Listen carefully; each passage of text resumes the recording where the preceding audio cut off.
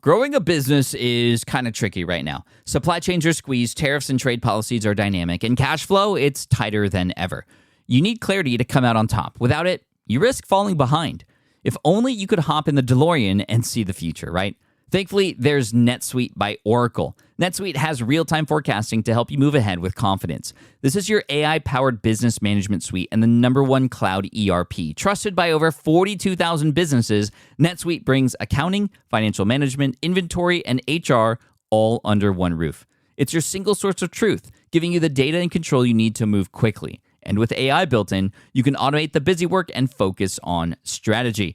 NetSuite helps you see what's stuck, what it's costing you, and how to pivot fast. If I were running a business with a lot of moving parts, I'd use NetSuite for full control over everything. Tame the chaos with NetSuite. If your revenues are at least in 7 figures, download the free ebook, Navigating Global Trade, 3 Insights for Leaders at netsuite.com/SPI. That's netsuite.com/SPI.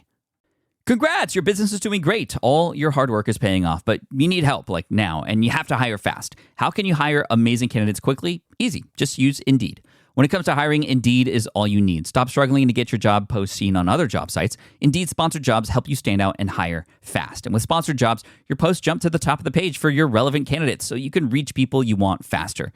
And it makes a huge difference. According to Indeed data, sponsored jobs posted directly on Indeed have 45% more applications than non-sponsored jobs. One of the things I love most about Indeed is that it has one of the largest databases of job seekers, giving employers access to a wide range of candidates. And with job alerts, I get notified when new candidates apply. And with Indeed sponsored jobs, there's no monthly subscriptions, no long-term contracts, and you only pay for results. So how fast? Well, in the minute that I've been talking to you, 23 hires were made on Indeed, according to Indeed data worldwide. There's no need to wait any longer. Speed up your hiring right now with Indeed. And listeners of this show will get a $75 sponsored job credit to get your jobs more visibility at Indeed.com/smartpassive. Just go to Indeed.com/smartpassive right now and support a show by saying you heard about Indeed on this podcast. Indeed.com/smartpassive. Terms and conditions apply. Hiring, Indeed, is all you need. The perfect product launch. It's the goal for every brand marketer. High heat, fast sellout, and fans posting recipes like trophies. What do Sydney Sweeney's soap drop, Taylor Swift's tickets, and your next launch have in common?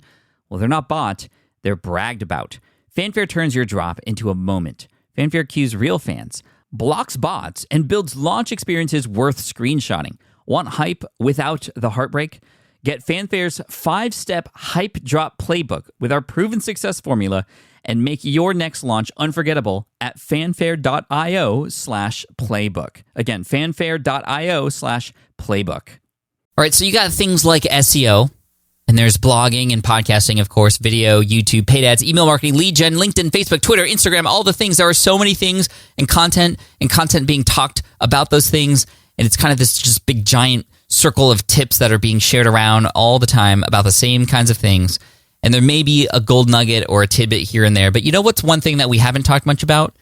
That's PR, public relations, and mainstream media. You know why it's not talked about very much? Because not many people know how to talk about it. I don't talk about it. I don't teach it because I don't know. But what do we do when we don't know about something? We look for people who are in that world who can provide us with some amazing information. And that's exactly what we're going to do today.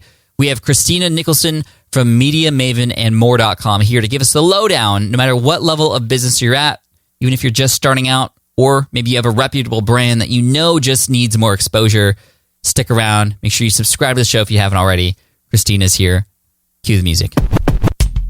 Welcome to the Smart Passive Income Podcast, where it's all about working hard now so you can sit back and reap the benefits later. And now your host. He has real-life conversations with 10 random email subscribers per month. You could be next. Pat Flynn.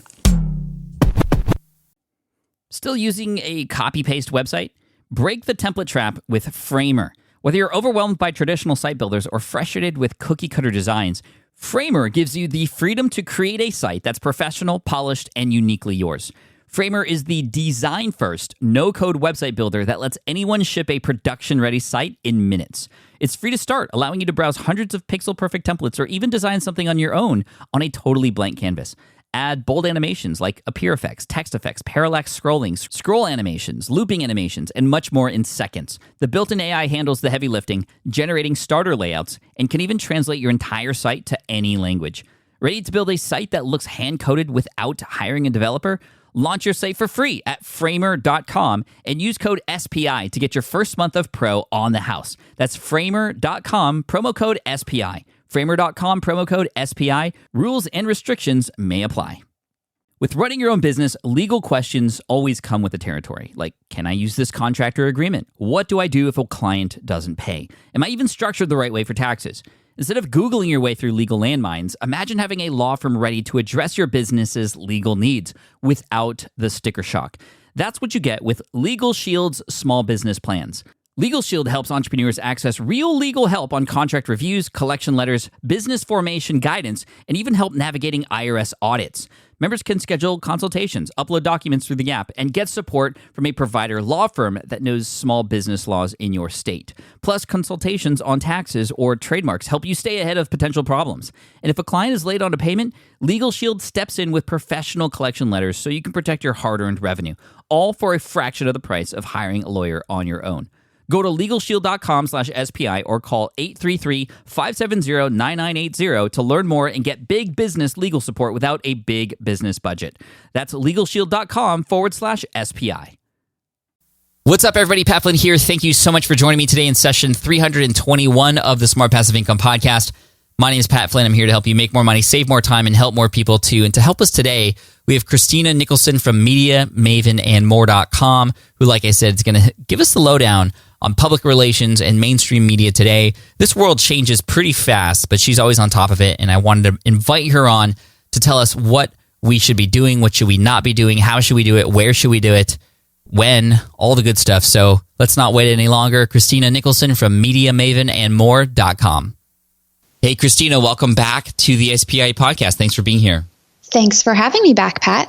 You know, we were just talking before the show. We both listened to Amy Porterfield's podcast, and she always invites Rick Mulready to come on to talk about Facebook ads. I feel like you've gotten this recurring role here on SPI as the PR expert and the sort of mainstream media expert. So I'm really thankful for that, because things are changing all the time, and this is a part of entrepreneurship that a lot of people, they really want and they kind of know about, but they don't know how to go about doing it, which is why we're bringing you back on. And I'm sure you'll come back on in the future to talk about some of the latest things that are happening, because things are always changing. So just first of all, I wanted to say thank you for that and always being here to provide value to the SPI audience.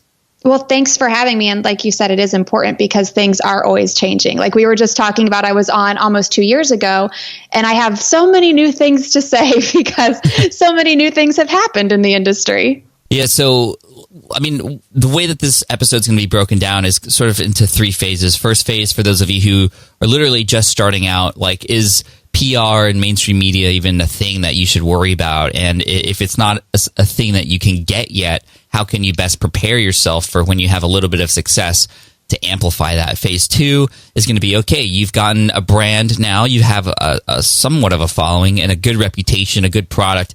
How can you kind of take that into mainstream media? And then phase 3 will be for people who, you know, are getting a little bit of success and they are getting a little bit of noise out there in the mainstream media world. And how can we take that even further? So let's start right in the beginning. For those who are in the audience right now, Christina, and they're just starting out, you know, what should they be thinking about related to mainstream media and PR, or how should they be setting themselves up for later?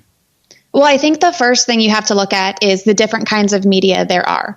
There's your own media, which is your social media, your website, your email list. Mm-hmm. And then there's earned media, which is, you know, like getting that segment on TV or getting a mention in the newspaper. And then there's paid media, which is advertising.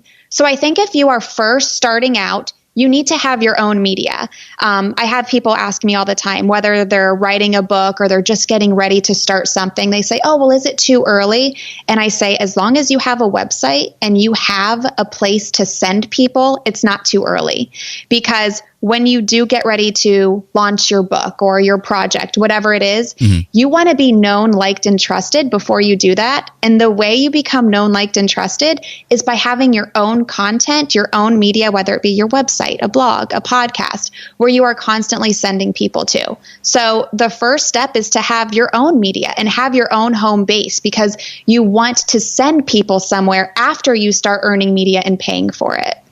I love that. A big question that's kind of just in my head right now is, there's a lot of people in the audience who maybe they don't have a personal brand. I mean, I would assume, and correct me if I'm wrong, that if you have a personal brand where, you go to that website, your media, like you said, and you see your face and you see your personality there, does that make it easier for you, or maybe even harder for you than if you are more of a company with, a nice logo, but not necessarily it's about you, but it's about your, product instead? Is there one that's better than the other? Well, I think everybody has a personal brand. They just don't realize it. And I actually had somebody say that to me the other day, is I'm not ready because I don't have a brand yet.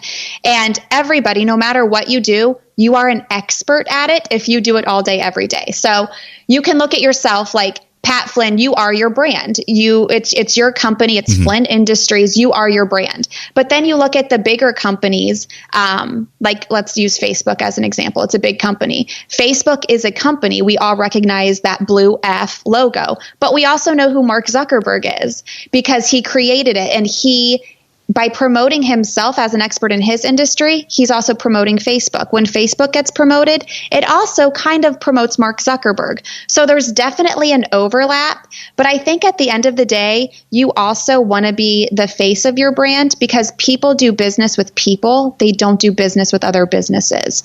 So it's hard to know, like, and trust a brand. It's a lot easier to know, like, and trust a person. So I think if you want to be seen as a business, then that's fine.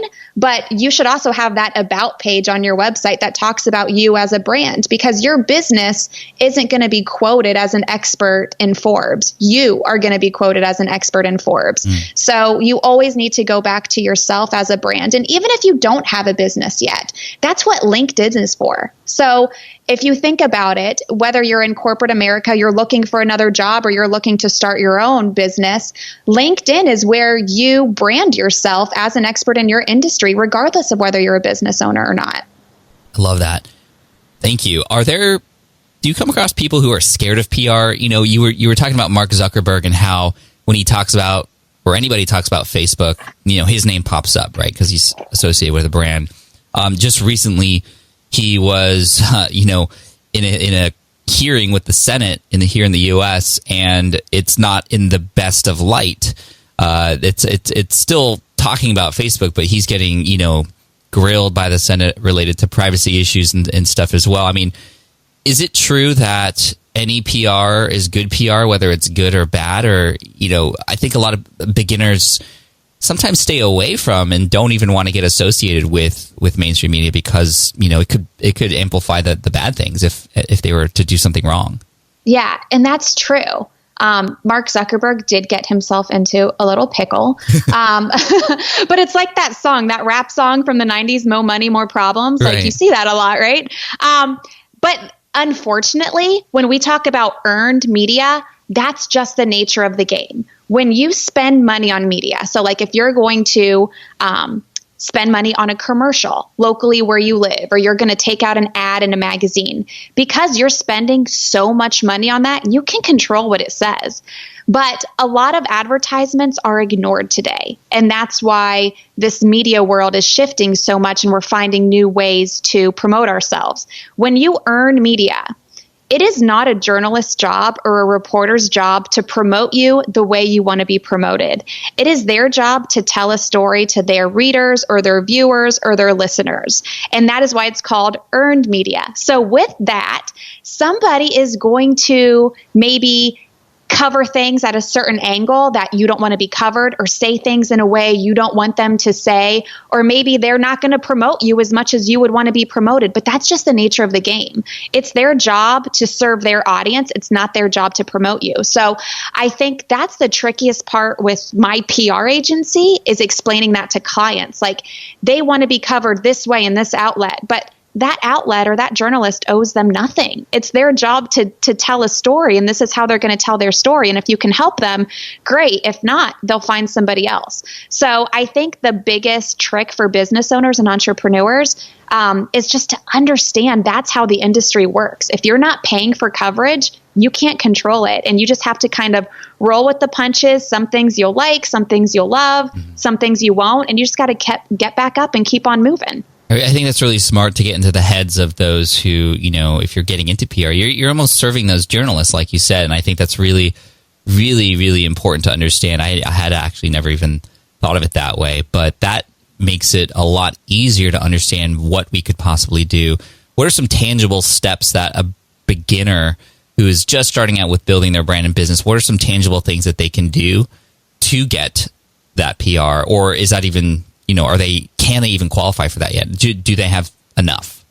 Yeah. I mean, like I said, I believe before you pitch anything to anybody, you need to have some place to take them. So what's your goal? Regardless of your goal, I would assume most people, before they do anything, they're going to go to a website. That's just the way our world works today. Even if you have a brick and mortar store, your front door is almost like your website.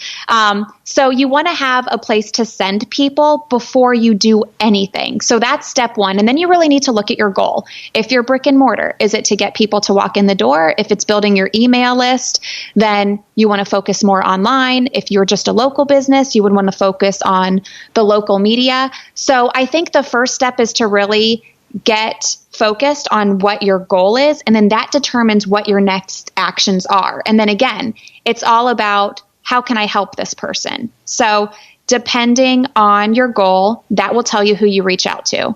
If you are nationwide and you speak to entrepreneurs nationwide, then maybe Smart Passive Income would be good for you, or Inc. Magazine would be good for you. If you are a local business in South Florida, then the South Florida media market would be good for you. So you need to know where you want to be to reach your ideal customer or client, and then you figure out a way to help those people who reach your audience do their job. So if it is, okay, let's use Smart Passive Income for example. Wait, hold on. Before you go on, did you just compare Smart Passive Income to Inc. Magazine?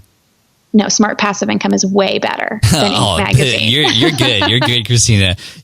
No wonder you're the PR person. But no, like I'm curious. Like you had SPI is very different in my eyes than Inc. I'm a person with a small team, and I publish stuff. Inc. Magazine. I mean, they have print magazines. They have like.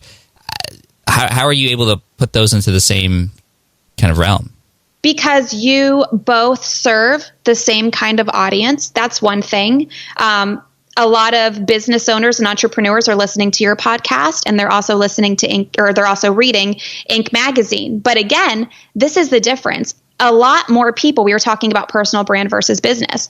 A lot more people feel connected to you way more than they would Inc. Magazine, because we know who Pat Flynn is, and he lives in San Diego, and, you know, he's got a couple of kids, and he loves Back to the Future. With Inc. Magazine, we can't say anything besides it's Inc. Magazine, and they write a lot of articles for business owners. So again, that's the difference between where people gravitate towards. So while Inc. Magazine, for example, yeah, it can serve an audience, and a quote in there and a link back in there is great for your SEO, and it's good for your brand, and it can bring you, you know, prospects for business. With Smart Passive Income, it's just a little different because, you know, on your podcast or on your blog, it's like a more personal connection than a business connection. Mm-hmm. So, you know, that goes back to what we were talking about before. But again, it all goes back to the audience that you are serving. And that's where you want to be if that is your audience. I love this. It makes it so much more doable in my head for a beginner when you open up the realm of brands like Smart Passive Income, which you could all go to the iTunes directories right now and find loads of podcasts in the space that you're in. I mean, that just opens up the doors. And I would feel like approaching, you know, podcasters versus approaching Inc. Magazine or Forbes or, you know, like that's an entity that's different. Like that seems to be a lot more tangible and doable. So you're saying that media and getting exposure is not just the magazines and the television stations. And for beginners, like, you know, let's not even focus on that first. Yeah, well, and that's, like I said, a lot's changed since we last spoke. Mm-hmm. And that's one of the things. It's like mainstream media isn't so mainstream anymore. Like, it's 2018. People are getting their information from influencers, from podcasts. Like, it's not like it used to be. That's why I mentioned, advertising is changing. And that's why, because people aren't paying attention to those things that we've paid attention to, the last decade or so.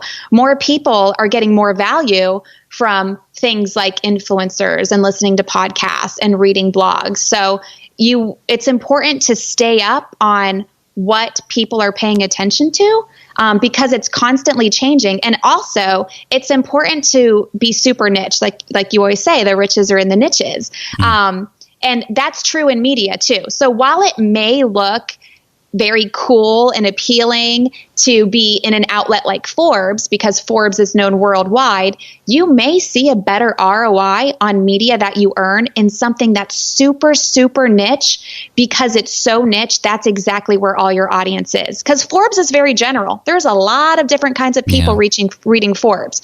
But if you go with something that's so super niche, it may not sound or look as impressive, but you may make more money because of it. Yeah, that's so true. And I can tell you from my own experience getting featured in Forbes and even the New York Times, like, that doesn't provide as much value as a collaboration I do on YouTube with another influencer on YouTube, or, getting on somebody else's podcast. You're absolutely right. And I love that we're helping people shift that mindset there. And like you said, things have shifted. Before we move on to the next step, I kind of cut you off earlier. I wanted to go back to that. Tactical strategies. Okay, we find a podcast, people in the entrepreneur space, maybe SPI, maybe some others. What are some specific strategies that a person just starting out can do to give themselves a better chance to get featured on those platforms? Okay, I think the biggest thing, and I can just say this from being on the receiving end of pitches when I was in TV, is that most people do it the lazy way because it's quick and it's easy. So they'll pitch everybody the same thing at the same time. Instead, take your time to be strategic and find out who you're pitching, because then you can reference a past show or a past article or a past TV segment. Mm-hmm. And you can say, oh, I saw this or I heard this. And because of this, you would be interested in what I'm doing. Or Pat, I know you like blah, blah, blah. So I want to share this with you because I think your audience would really learn from it. So instead of just throwing a bunch of stuff at the wall and trying to get something to stick, I think you should be strategic. And when you set your goals, maybe start with 10 outlets. I really want to be here, here, here, and here. Mm-hmm. And then watch them, listen to them, read them. So then when you do reach out to the person who's in charge of booking or writing the article or producing the segment, that you are reaching out to them from an educated standpoint. You're not just somebody else looking for publicity. Mm-hmm. And as sad as it is to say, you will stand out from probably 95 of the other pitches because people don't take time to do their homework or listen to a podcast before they pitch themselves or read what the writer has written before they pitch themselves. So if you just take some time to do that, I suggest blocking off 2 hours a week. If this is something you need to do on your own, block off 2 hours a week to make that media list, work those contacts, listen to who they are, follow them on Twitter, build a relationship. So then when you do pitch them, not only does your name stand out in their inbox, but your pitch stands out from everybody else. Wait, so are you telling me this is going to take some work? Doesn't it suck? That's what I always tell people, right? People come to my site, they're like, okay, give me the magic formula, give me the easy button. And I love that you're right along the same lines as me. Is like, this is going to take work, guys. But if you do the work, you will, like you said, stand out from most people who aren't doing that work. Yeah, and it sounds like it's a lot, but again, like I'm a big fan of time blocking. So if you block off 2 hours a week to do this, it's not that much work. And at the end of the day, you will have gotten so much further than if you wasted that little time just emailing everything to a bunch of people at the same time. Love that. Well, thank you. I think that's plenty for a beginner to kind of get started with. And I want to move kind of to the next step. So, a person's getting a little bit of exposure out there. They're getting featured on a few sites or getting some podcast interviews. That's great. They've built this brand for themselves. They're starting to become known as as the expert or the go-to resource in that space, and this is who you serve in your mentorship program, which is really great. So I want to talk about this, like, really quick. What are the biggest problems that people who are at this stage are doing, or biggest mistakes that they make that's kind of stopping or stunting their growth at this point? I think one mistake is there's a couple mistakes. I would say one is they get a great media hit and they think that's it. Like, oh, good, I don't need to do this anymore. I just got this one great hit. And it doesn't work like that. I think statistically, you need to see something 7 times before you buy it. So imagine that's the same with media hits. You need to be seen 7 different places, 7 different times before somebody is totally on board with you and what you're selling. So very rarely, and it happens, but very rarely will one media hit skyrocket your business. You need to be in lots of different places at lots of different times, maybe some different angles, sharing different expertise to the same audience. You always need to be top of mind. That's the idea. And a lot of people, they get started and then they're not consistent with it. When you need to be consistent, because as we've seen, when we log on to whatever social media platform of choice, it is a constantly moving feed.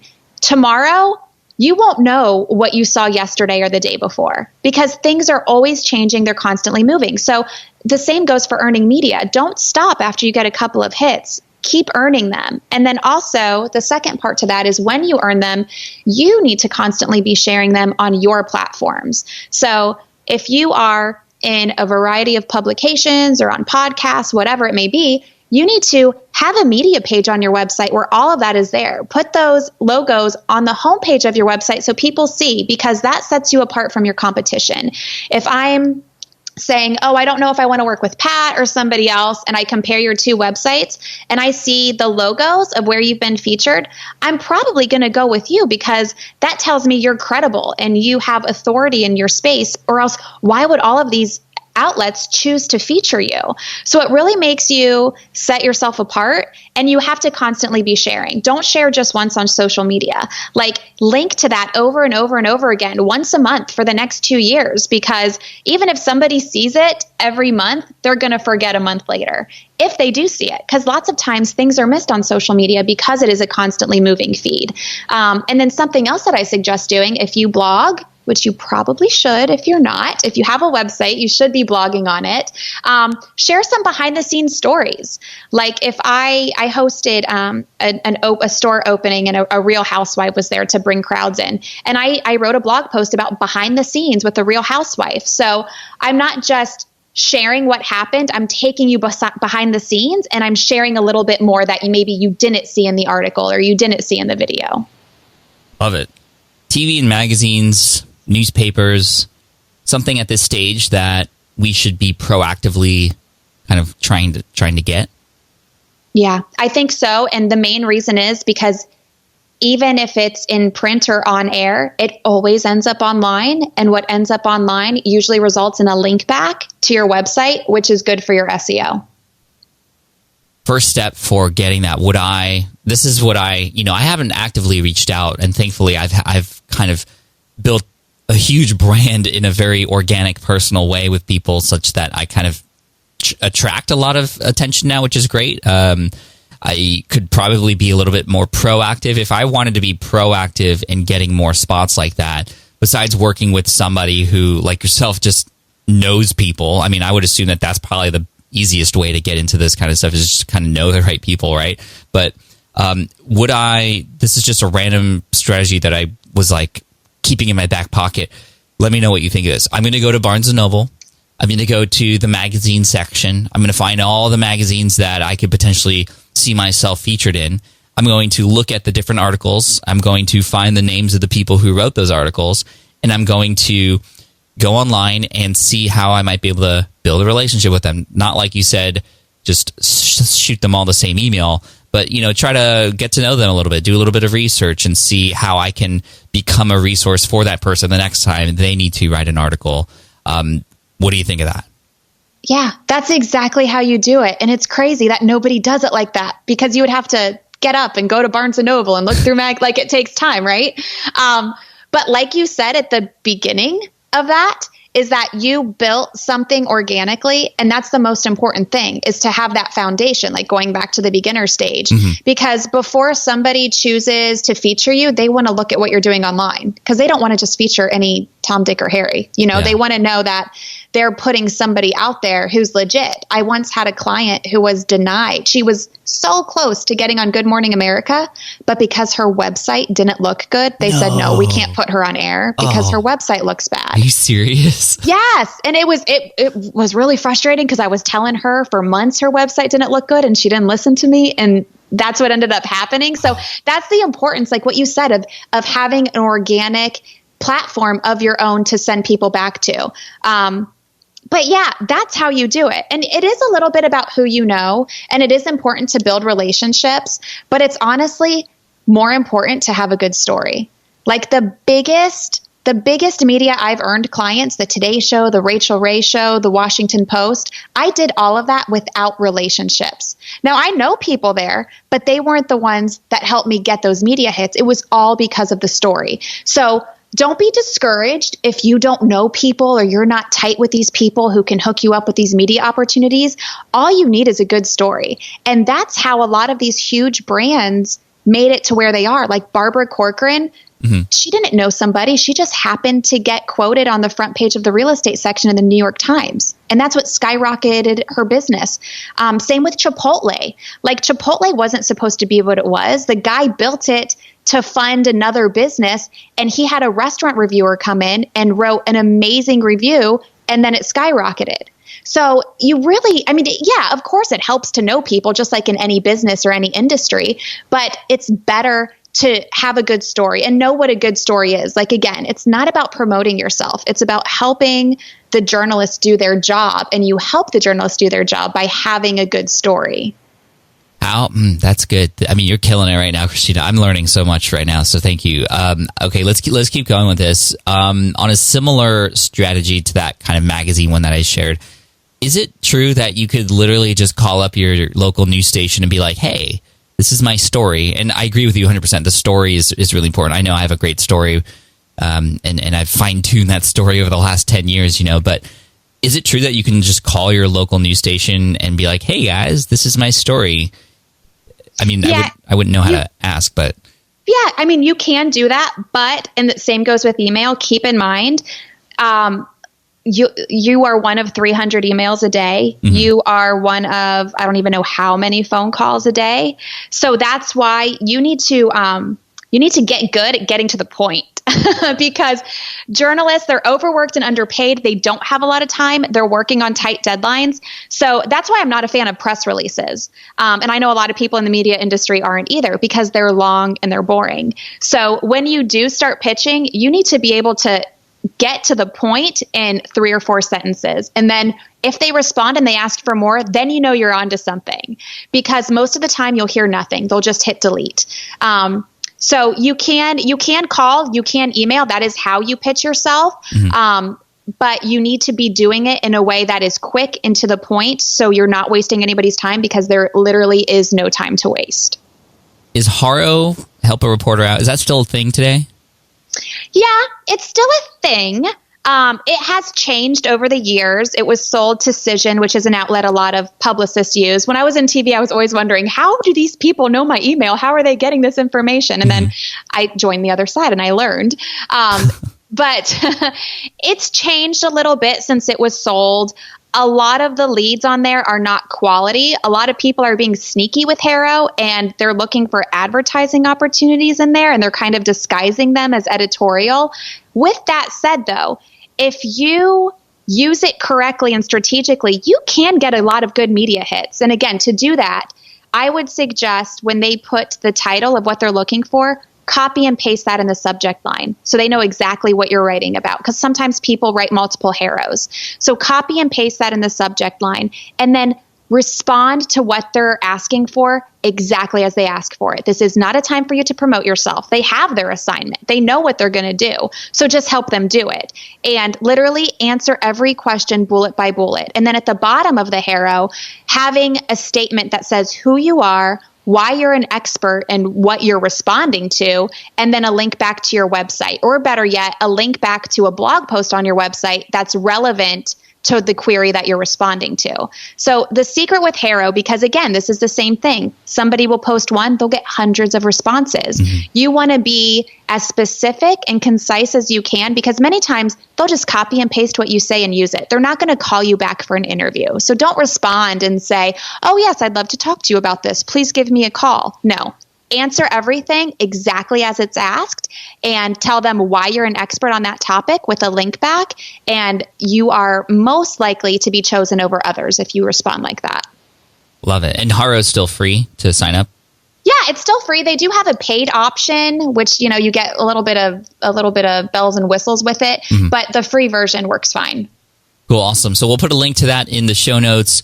Obviously, make sure you check out MediaMavenandMore.com. Don't worry, we're not done yet, though. Stick around, because now I want to transition from, phase 2, you've built a brand, you're kind of getting your name out there. Now we're finding some success. And I want to start with, because this is something that a lot of people in my audience have experienced, but just don't know what to do with.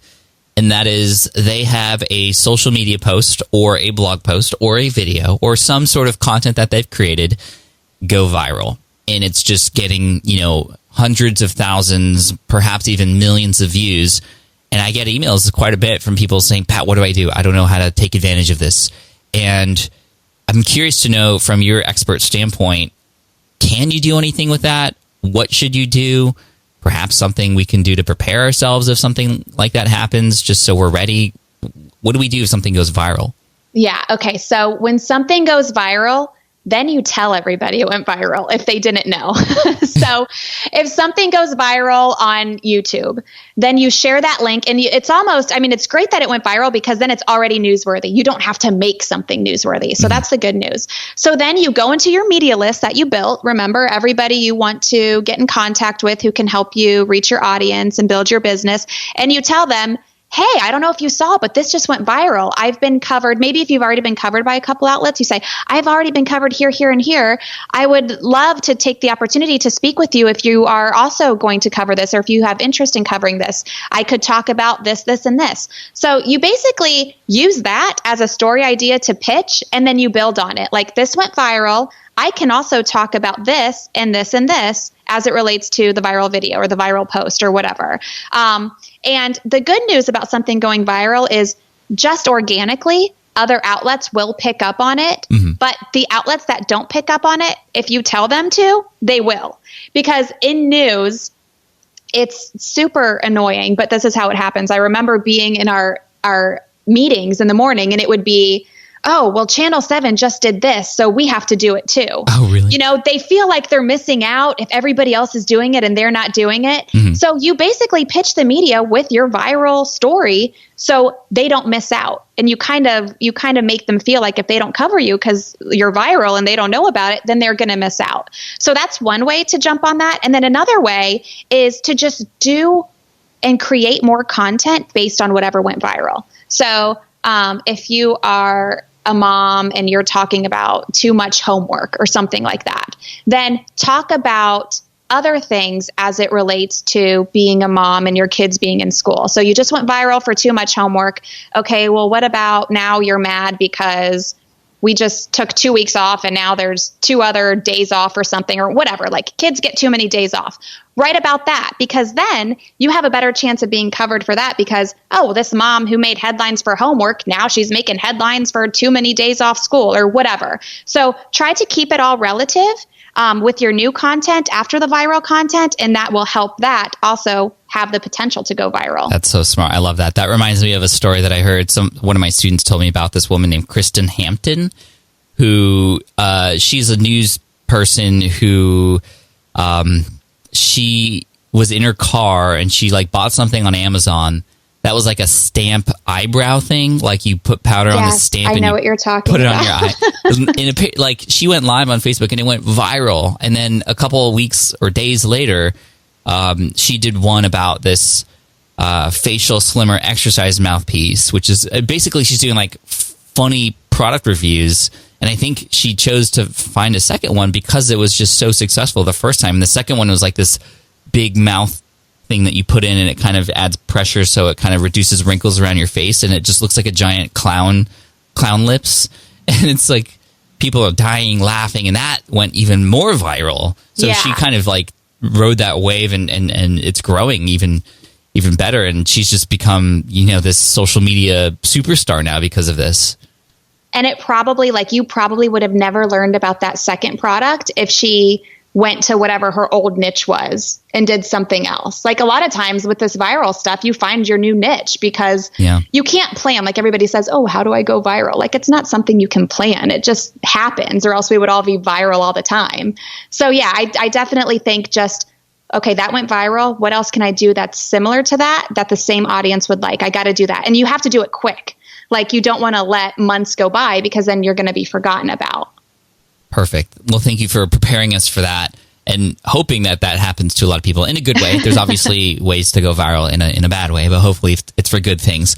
To finish off here, I'd love to, for the phase 3 people, you have a business, it's going well, you have an audience, you're getting media outlets. How do we get on that big dream stage? So, in the entrepreneurial world, for a while it was like, how do I get on Oprah? Or if you're in the fitness industry, how do I get on Dr. Oz, right? Or, Dr. Phil, or, the ones where millions of people are going to be there. And that, like, if you get that spot, you're going to work hard to prepare for that day and make sure your servers are going to be up and running, because you're going to get a flood of traffic. But this is a flood of traffic you can prepare for, unlike the viral one. Is that an organic thing that just kind of happens to, or are there ways to kind of shape things so that we are more likely to get on our dream stage like that? Yeah, well, honestly, it can happen both ways.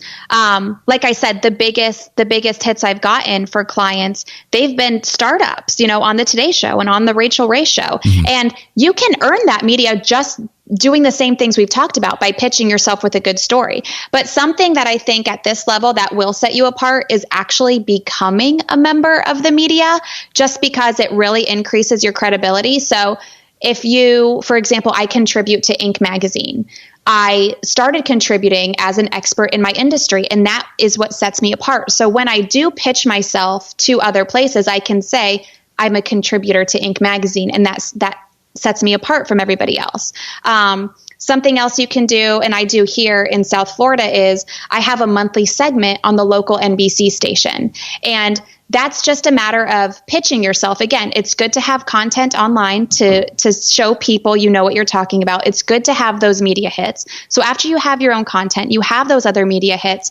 When you do pitch yourself to the bigger outlets, it makes more sense for you to be seen there. Oh, you can be a regular every month because you know what you're talking about. Blow it out of the water the first time, and you'll keep being invited back. And then after you are on something, whether it be a small media hit at the beginning or multiple media hits, as you advance, sharing those media hits and tagging the people who are involved so they see that you're sharing it and you are actively promoting them by promoting you, that's going to get you seen more. But really, once you start earning that local stuff, it sets the stage to get that big stuff, because a lot of those bigger outlets, like I know with national TV, they are always going to ask to see, okay, well, what other TV have you done? So if you haven't done any local TV, they're not going to put you on national TV. So when you are earning those small hits, make sure you keep them somewhere. You have a page on your website, or you are building a reel from all of your TV hits. So when national TV does come knocking and they want to see what you're capable of, like, are we going to put you on live TV, and are you going to freeze, and are you going to look like an idiot on our network? They can see your previous TV hits and they know, oh yeah, they can handle live TV. We'll bring them on. How do you become a contributor? Like you said, I think that's a quick, actionable thing a person can do to set themselves up. Were you invited to that, or did you kind of apply? Well, every outlet does it differently. So with Inc.com, it's been a while now, but I honestly think they just have a form online that you fill out. And I think a lot of them are like this. You go online and you fill out a form, or there's an email address, and you say, this is my expertise. Here are some ideas for future articles, and here are a couple of drafts. I know with a lot of them, you have to write drafts ahead of time just so they can see your style, or you have to link to previous work. So again, going back to why you should have a blog on your website, if you're not a contributor anywhere, it's good to have that previous work, or you can guest blog someplace. And then with TV, I think somebody reached out to me because they found me online. And again, that's why it's good to have a home base and constantly be updating your content online. They were looking for something and they found me online. Obviously I have a TV background, so it helps that I know how to conduct myself in front of a camera, but I have a national spot on Lifetime every once in a while. I co-host some of their morning shows, and they found me online. And it was because they were looking for somebody to not co-host, but guest host a segment. They had a brand on, and that brand didn't have a spokesperson. So they were searching for local influencers, and they found me. And that turned into a regular recurring role as a co-host. So that's why it's important, all these little media hits that you're building over time, to make them accessible and make them searchable so people can find them online. So you will be found. Instead of constantly pitching yourself, the media will start coming to you because you have so much out there already. Wow. Christina, this has been amazing. Thank you so much. And, you've helped, several people as clients, and you've helped now thousands and thousands of more just right here in the last half hour. So, man, thank you, Christina, for all your time and your dedication to helping people who really could use the extra exposure. And so I appreciate that. Talk about your mentorship program a little bit. Like, I know because you and I are working together, you're actually one of my students in my accelerator program.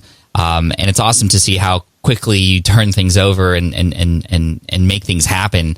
And your mentorship program, like, how can people kind of see more of what that's like if they want to get more help from you? Where should they go to maybe get a taste of that?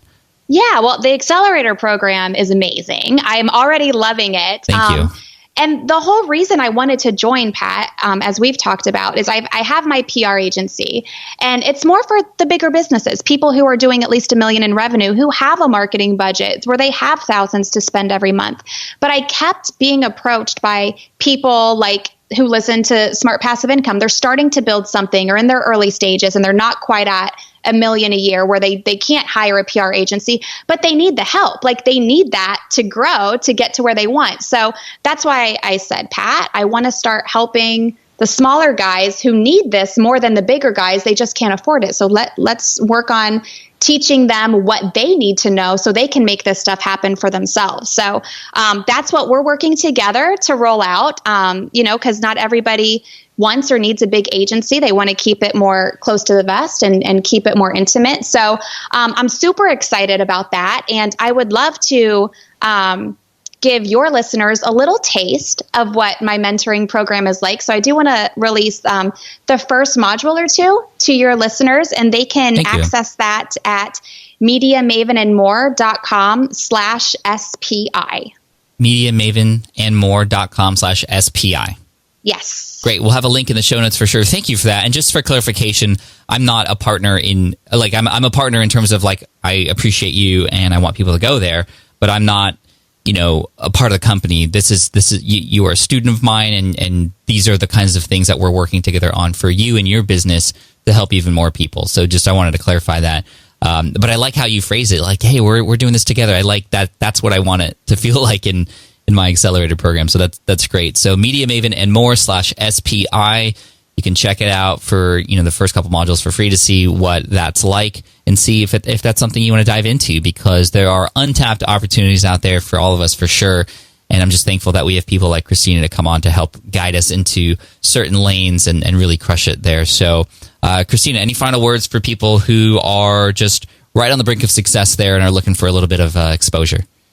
Yeah, just don't be afraid to promote yourself and put yourself out there. Like, the worst that can happen is people say no. So just make sure your website is all set up so you can start earning those link backs online and drive traffic to your site.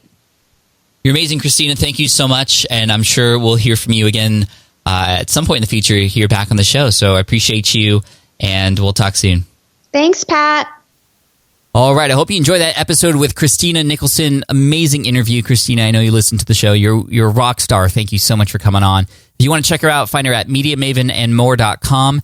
And if you want to check out the samplings of her mentorship program, you all are invited to that. You can go to MediaMavenandMore.com/SPI. You guys are awesome. Thank you so much. Make sure you check out the show notes, which are available at smartpassiveincome.com/session321. If you don't remember any of the links that were mentioned, head on over there. Leave a comment for Christina. She always loves to see those. And so, again, one more time, smartpassiveincome.com/session321. And then lastly, I just wanted to say, a lot of you I know are starting out in your email marketing journey. And to help you, I definitely want you to get involved with ConvertKit. It's an email service provider that I am an affiliate for. I'm an advisor for them as well. There's a few great things. I mean, there's a lot of great things about ConvertKit. But for me, two top things. Number one, they have the most amazing customer service when it comes to helping you with your email service provider. If you're just starting out, they can help you get set up really quickly. And it's just super intuitive to use anyway. But even if you are migrating from another platform, they help you with that as well. And the other thing is that they are always educating us on what's working, what's not, the latest trends in email marketing. They have a lot on GDPR and a lot of things related to that to help us manage all that that's going on with regulations in the EU and all those kinds of things. Definitely why I love ConvertKit, plus all the bazillion other reasons I love them too. So I am an affiliate. I do earn a commission if you go through this link, but you also get a free trial if you go to this link, and that's a 45-day free trial. That's smartpassiveincome.com/ConvertKit45. Again, smartpassiveincome.com/ConvertKit45. Thanks so much. I appreciate you guys, and I look forward to serving you in next week's episode. Make sure you subscribe if you haven't already. Cheers. Thanks for listening to the Smart Passive Income Podcast at www.smartpassiveincome.com.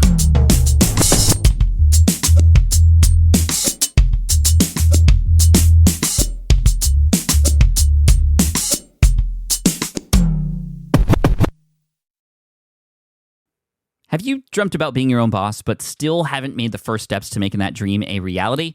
Well, I get that. Starting a business can feel super overwhelming with legal forms, paperwork, finances. It's a lot. And that's why I'm excited to tell you about Taylor Brands. Taylor is a complete business builder designed to make launching your business simple and stress-free.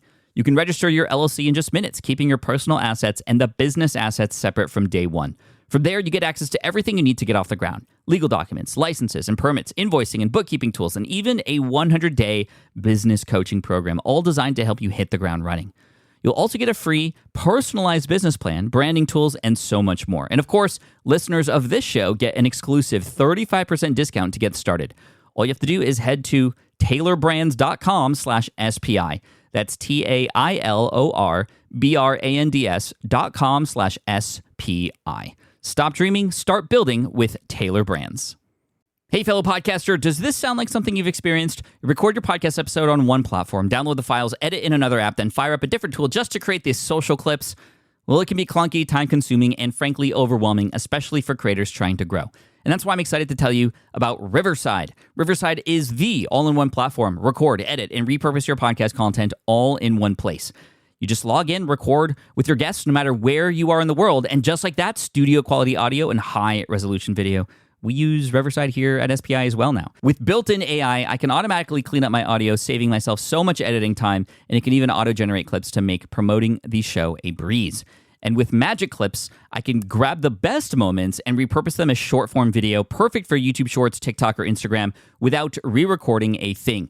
So if you're tired of juggling tools and want a faster, simpler way to create and scale your content, it's time to try Riverside, built by creators for creators. Just go to smartpassiveincome.com/Riverside and use code SMART to get 1 month free on the Pro plan. That's smartpassiveincome.com/Riverside, promo code SMART.